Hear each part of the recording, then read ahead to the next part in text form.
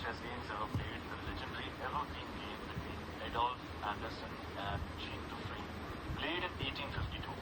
This game is famous for its incredible sacrifices, brilliant attacking ideas, and one of the most elegant checkmates in chess history. We'll explain every important move, where each piece goes, and the ideas behind Anderssen's masterpiece. Let's begin. White starts by moving the pawn in front of the king from e2 to e4. Black responds by moving the pawn from e7 to e5. White develops the knight from g1 to f3, attacking the pawn on e5. Black develops the knight from b8 to c6, defending the pawn. White develops the bishop from f1 to c4, aiming toward black's king side. Black develops the bishop from f8 to c5. Now Anderssen plays aggressively. White pushes the pawn from b2 to b4, attacking the bishop. Black accepts the gambit and captures the pawn by moving the bishop from c5 to b4.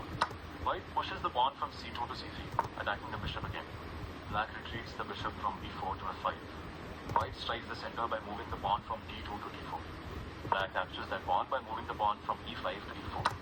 White castles kingside. The king moves from e1 to g1, and the rook moves from h1 to f1.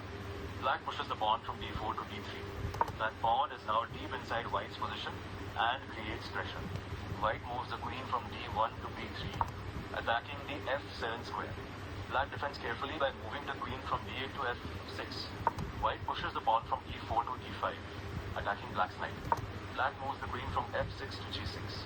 White places the rook from f1 onto e1, lining it up with black's king. Black develops the knight from g8 to e7. White develops the bishop from c1 to e3, targeting the e7 knight and increasing pressure on the center. Black pushes the pawn from b7 to b5, attacking White's queen side. White's queen captures the pawn on b5, moving from b3 to b5.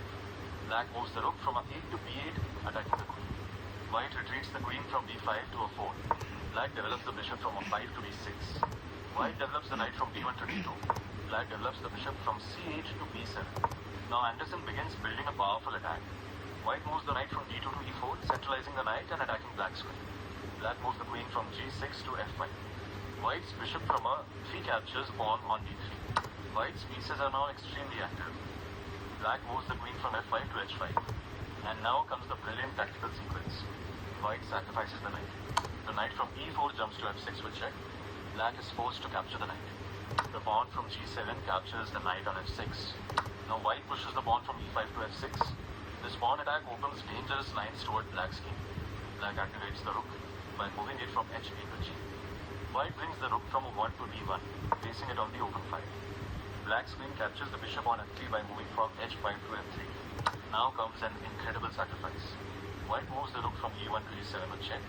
Black captures the rook by moving the knight from c8 to e7. And now the finishing combination begins. White's queen captures the pawn on d7 with check. The queen moves from a4 to d7. Black's king captures the queen by moving from e8 to d7. Now White can checkmate the black king in 3 moves. If you find it useful, make sure to subscribe for more content like this. And comment your answer below.